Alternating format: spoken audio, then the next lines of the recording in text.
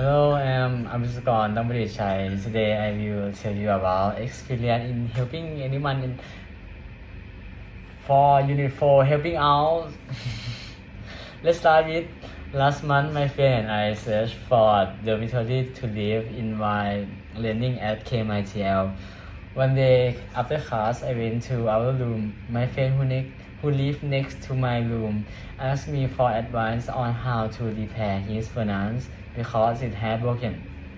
I had been studying for 3 hours to find information on how to fix it. After I helped my friend fix it successfully, I asked him for help in borrowing some redecorating parts for my room because I had never decorated it since I moved into the dormitory.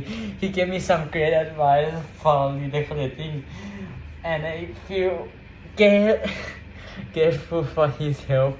Thank you.